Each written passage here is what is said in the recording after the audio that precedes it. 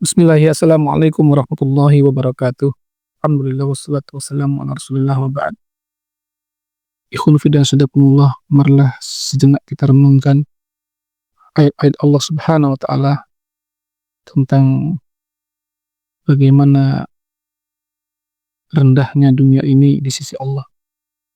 Allah berfirman dalam surah An-Nahl ayat 96, "Ma 'indakum yanfaddu wa ma 'indallahi baqi." Apa yang ada di tangan kalian manusia itu semuanya akan musnah.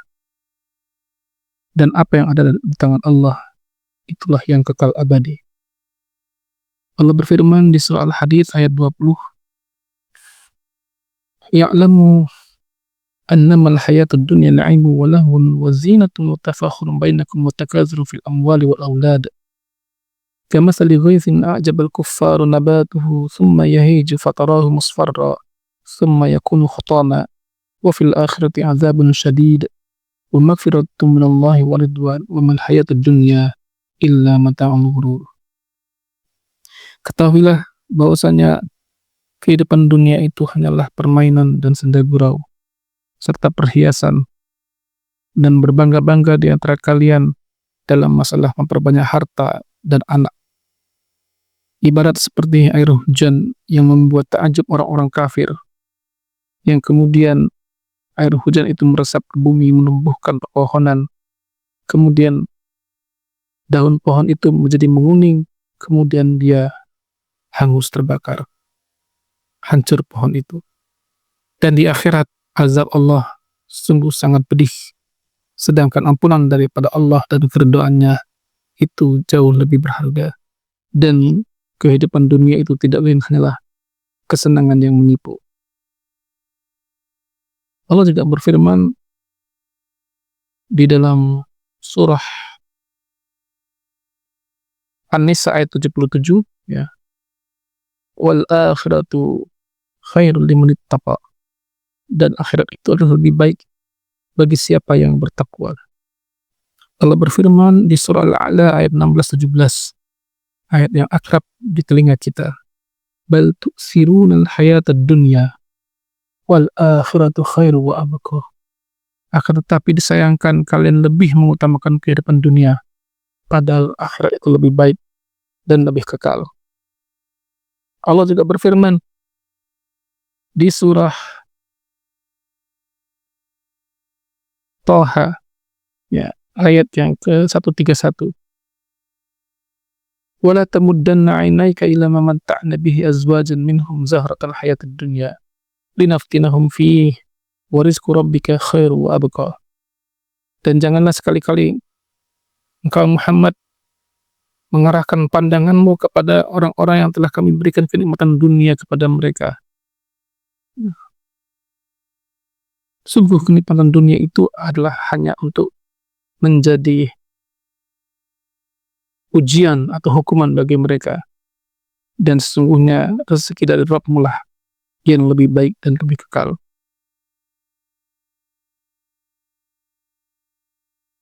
Ayat-ayat ini tentang kehinaan dunia ini, ya, begitu banyak bertaburan di dalam Al-Quran, ya, tentu bukan tanpa tujuannya. Tentu tujuannya adalah sangat jelas untuk agar manusia ini tidak lupa, ya, tidak lalai, tidak terlena dalam kehidupan dunia sementara ini.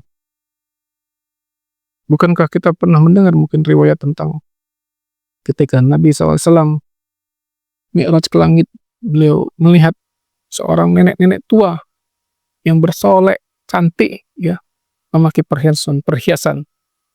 Kemudian Nabi SAW bertanya kepada Jibril, "Siapa itu Jibril?"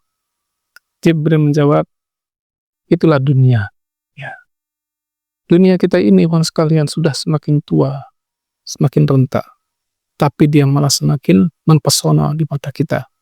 Bukankah demikian? Ya. Kita yang sudah hidup kepala 4, kepala 5, ya, 40 tahun yang lalu kita tidak melihat dunia seperti ini. 50 tahun yang lalu kita tidak melihat dunia seperti ini. Tidak kita lihat pada masa-masa dahulu ada Android, ya, ada berbagai macam kesenangan-kesenangan tuh. Tapi hari ini ada. Dan sayangnya banyak orang yang semakin barut, semakin hanyut dengan keindahan dunia ini. Ya. Kemudian selanjutnya adalah dikatakan oleh Yahya bin Mu'adz rahimahullah, seorang ulama salaf ya. Beliau mengatakan la yablughu ahadun haqiqataz zuhdi hatta yakunu fihi thalath khisal. Seseorang itu tidak akan sampai kepada hakikat kezuhudan. Dia nggak akan sampai kepada hakikat zuhud yang sesungguhnya sehingga dia bisa terkumpul padanya 3 perkara. Pertama, amalun bila alaqatin, yaitu amalan tanpa embel-embel. Ya. Dia beramal menjalankan ketaatan tanpa embel-embel. Ya, tanpa butuh dengan pengakuan manusia, tanpa butuh pujian manusia, ya, tanpa semuanya yang diharapkan oleh Allah Subhanahu wa taala.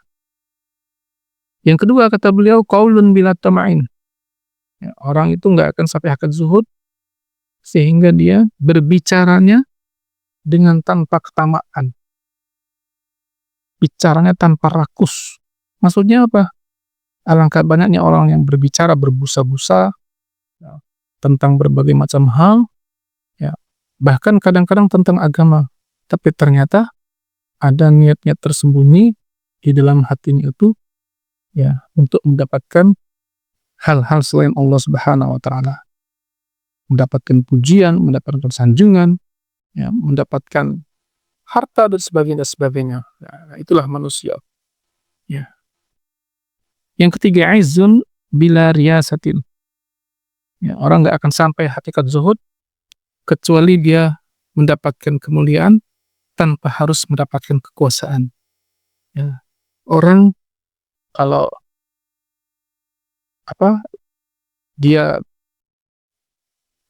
tamak dengan jabatan, ya, maka dia nggak akan bisa tidur nyenyak kecuali dia bisa mendapatkan posisi-posisi yang tertinggi. Nah, bagaimana untuk mencapai posisi tertinggi itu? Ya tentu harus dengan kerja keras, ya kan, sikut sana sikut sini.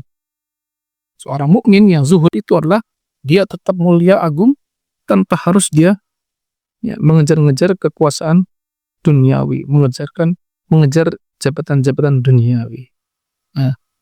Nah inilah perkataan para ulama salaf tentang masalah zuhud ini.